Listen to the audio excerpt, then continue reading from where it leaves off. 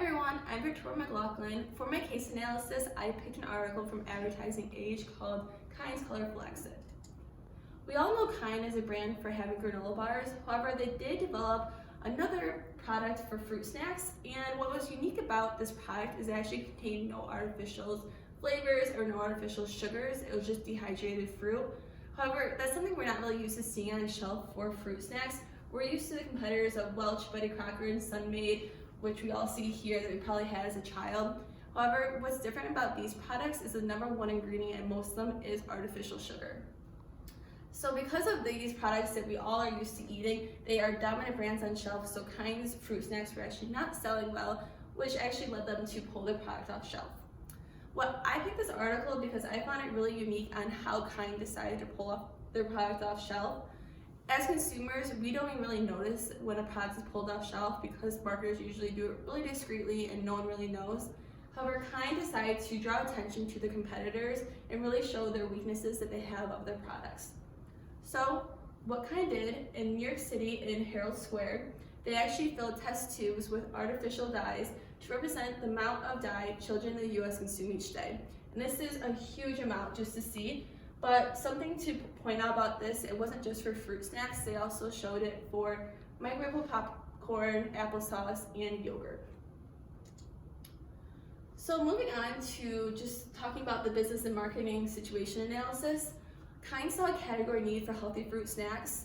As we all probably know already, there's a huge health trend that's going on in a lot of consumers with all organic, natural products everyone is looking for. So Kind really saw the need to develop a fruit snack that's not like any other on shelf that contains no artificial sugars. So they came out with 3 different kinds. They have the cherry one, the pineapple, and the apple one. However, because of consumers' brand loyalty to dominant brands, this was not successful. So overall, the marketing positioning and market research was not successful because they disregarded this brand loyalty that consumers already have and the environment threat that was there. So because of this, Kind came up with the marketing strategy to call out competitors on their use of synthetic dyes when their product is not successful on shelf. Consumers of fruit snacks have positive brand associations towards competitor brands that make them continue to purchase them. Kind believed that if they show consumers what the fruit snacks are made of, that it would potentially change their association to these competitor products. So Kind developed communication objectives through advertising to influence the brand purchase intention. And this involved them establishing a need for the category, as I said before, to build brand awareness for their product and attitude in order to influence the market of the purchase that they're making of the fruit snacks. They did this by creating points of difference in their product, and they try to show that their brand is desirable, deliverable, and differentiated. And as I said before, this was done through their advertisement in New York City by having test tubes to show how much their competitors use artificial sugar. And Kind also tried to really target the current health trend that consumers are looking for. However, it was not successful in this strategy. So based on this article, it is very relevant to marketing students and marketers in the future because it really brings a new marketing tactic for taking a product off shelf. As I said before, we're used to not even noticing that a product is taken off shelf. We don't even know what's happening. Maybe we just see a discounted item and that's about it.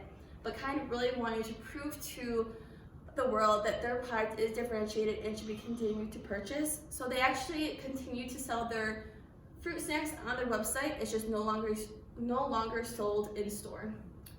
So also it's relevant to marketers because it shows that not all marketing position is accurate and successful. As I said before, Kind thought that there's a category need for this healthy fruit snack. However, they were blindsided by the brand loyalty that's already with the dominant brands and did not realize that it would be a lot harder to change these consumers' brand perceptions towards these dominant brands.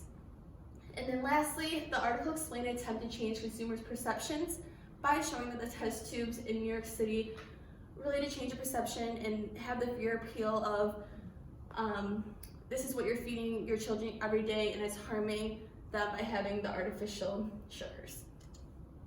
And then from here, I came up with some recommendations for what marketers can do in the future. One was to provide a two-sided message to prevent consumers resisting brand attacks. And a two-sided message really points out a brand's flaws, but then how they're improving it in the future.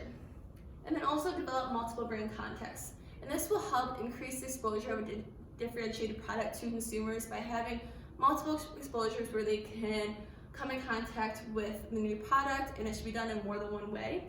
And then follow up with announcing category benefits to really show how this product is differentiated from dominant brands. So with that being said, thank you.